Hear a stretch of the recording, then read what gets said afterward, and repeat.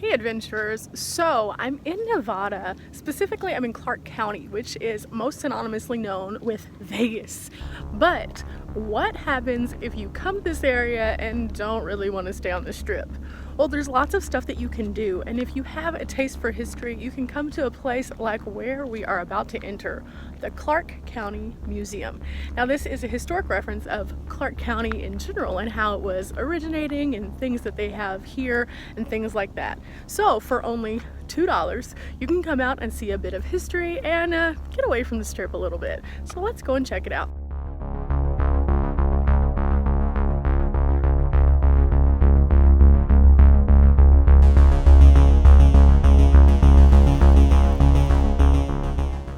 Just stopped into the gift shop area where you actually pay for your ticket and get your information, and there's a wonderful map here with a lot of information as to where I need to go. So I'm entering the exhibit hall and I'm really excited because there's so much information here.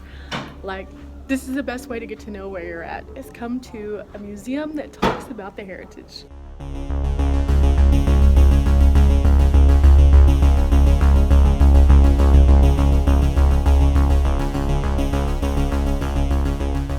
Something else that makes this museum really cool is they have these areas that have touch points. So you can come in here and pick things up and feel them and see kind of the different things that they might have used and actually get a real handle on them, which is a lot different than a lot of museums where you can only look through glass. Now they do have those kind of displays as well for more of the artifacts, but it's a really nice thing to be able to see how things were used in person. This mining shaft pretty much reminds me of our hike the other day. Before the railroad came through this area and blasted through the mountains, steamboats actually provided a lot of the services here. Now whenever the railroads were able to come in, steamboats no longer had a place, and it actually was a little safer because these things are going on the Colorado River, which is crazy, as we know from the Grand Canyon. So this is some of the different artifacts from the steamboats that were here in 1800s, way before the railroads.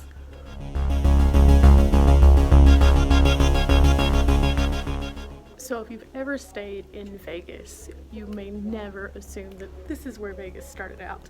A little town site like this, where people settled and then thought that it just would never make it. Come to find out, people came from everywhere and Vegas became Vegas that everyone knows now, which looks a little bit more like this behind me. But here's a fact. One of the things that you might not know is that gambling actually started before Vegas was Vegas.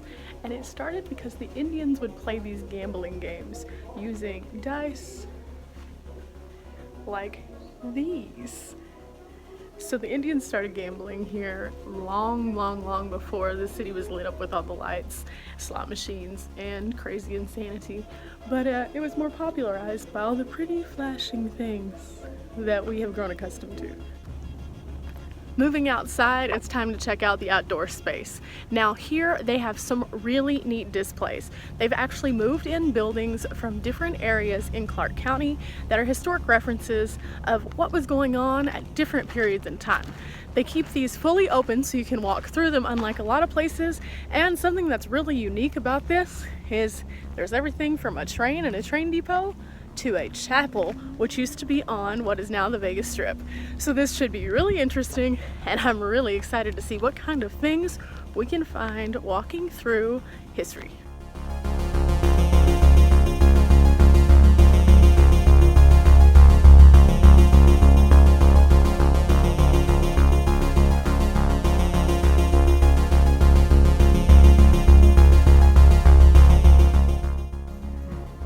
Something really neat that I was told inside the visitors area about this particular chapel is that whenever they moved this, they moved it off of the strip. There weren't any records of who actually got married here. So now as people come through the museum itself, they'll say, oh my gosh, I thought they tore that down. I got married there. So the little books over here are people who have submitted their actual marriage information so that it can be archived and displayed here at the museum. So anything in those books has come from people just like you and me who have come out to the museum, recognized this building, and thought it was so cool that they had to share their experience as well. So that's pretty neat.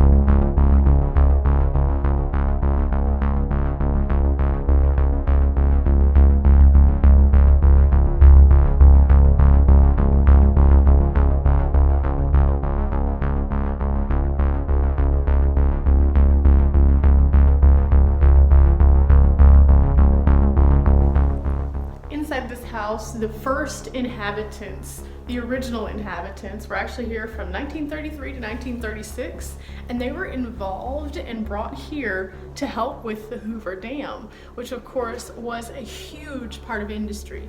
Now this particular house has nice furnishings, not anything too lavish, but at the same time very homey and warm. And as you can see, there was a nice little family gathering in the room over there, kind of showing you how the inhabitants would have actually been in their home.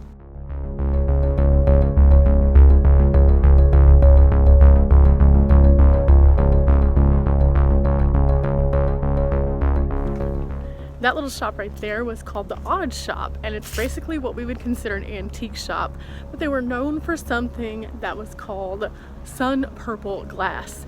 The reason they called it that was because, unlike a lot of glasses that'll stay clear, when exposed to the UV, the glass would turn a little purple. And it was because of a specific agent that they used to make the glass. So that particular place right there was famous for it.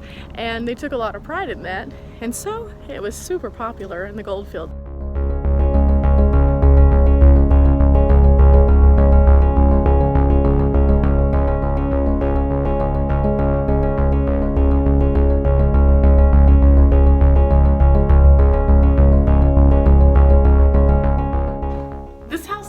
Different than the first house we went into, way more open in spacing, and unlike the other house where they had moved in here temporarily and seasonally to work on a specific project, this particular home was an actual family home that was inhabited all the time. Now, one of the coolest things about this particular house here is they have these little scan areas where you can scan this and hear a little bit more about the actual family in the house.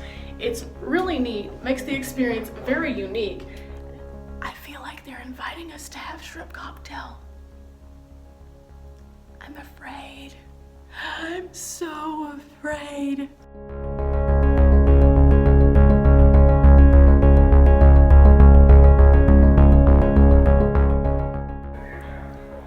Now again, to anyone who has watched any of my blogs, you know that printing presses are special to me because I used to work in newsprint. So seeing old school newsprint is really neat and exciting because it's such a dying art now. So it's really cool to come in here and see how they've really put together such a unique set of printing items. And you get to see some of the papers that they printed. Even inside of the museum itself, there was a display about those who were talking about the war being over. So it's just a piece of history that's really fun for me.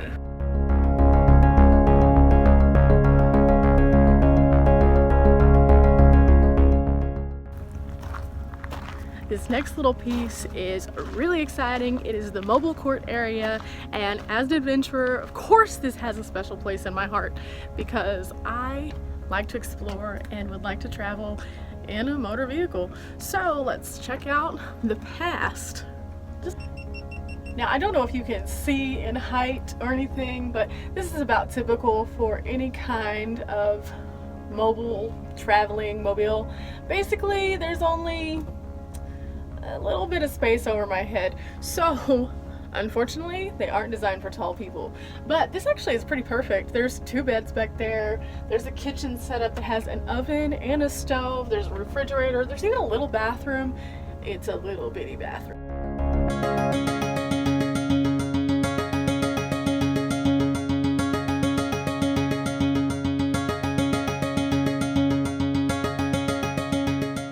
Interesting fact about this townside home. This was originally built to be a temporary housing.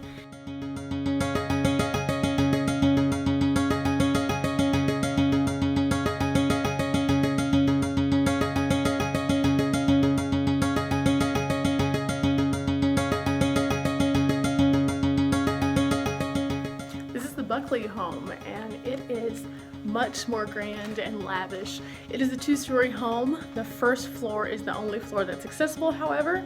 It's a really interesting home. It's a bungalow style, and as you walk in, there's this grand parlor area. There's a massive piano, and because we're still dressed in seasonal happiness out here, there's room for this huge Christmas tree.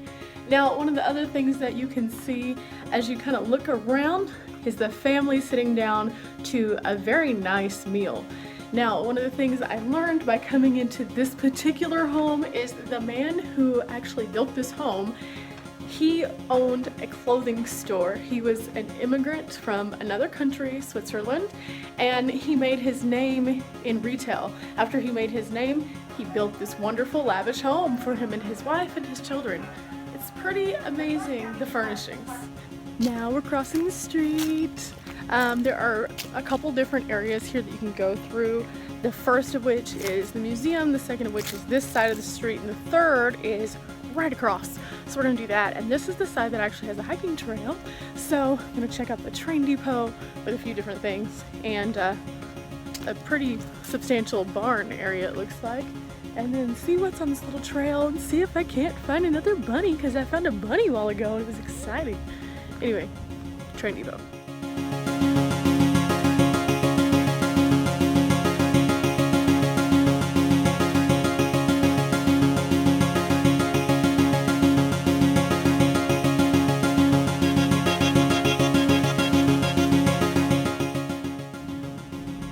There is a huge collection of old equipment that goes along with the railroad out here.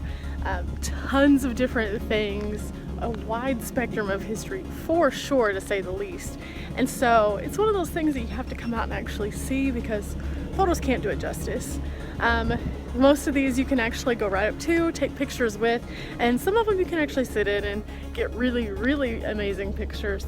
But it tells a little bit about each one of them as you walk up on them, what they're called, what they were used for, and it's all along this little trail. So it's super easy to navigate. It is definitely handicap accessible, and so I encourage you guys to come out.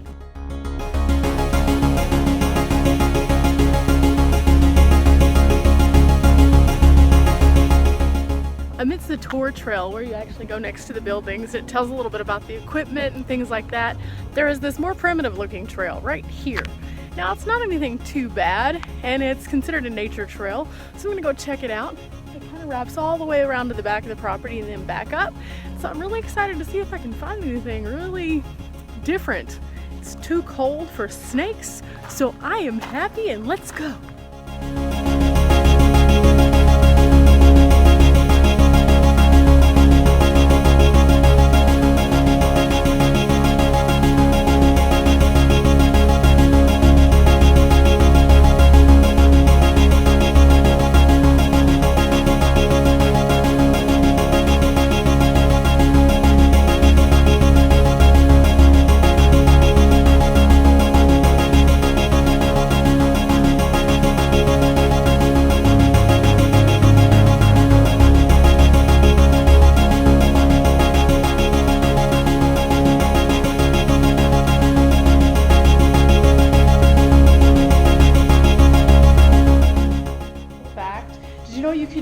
Cars from Sears.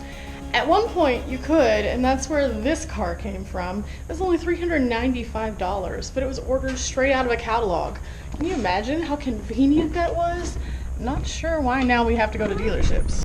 Been about 2 hours out here exploring all the different things, seeing all of the different buildings and utilizing all the different hands-on exhibits to kind of learn a little bit more about this area. It goes to show there's a lot more to this area than just Vegas, the Strip, and everything that people typically come to see. Now I'm gonna go back inside, get some information as to where I should stop next, and take you guys on another adventure tomorrow. Now, one thing that I can say is if you've enjoyed this vlog, please make sure that you hit the little like button, and if you're not subscribing already, then hit the little red subscribe button, and that way it'll continue to help me grow the channel. I love your feedback, and I'm so appreciative for each and every one of you. So until tomorrow, bye!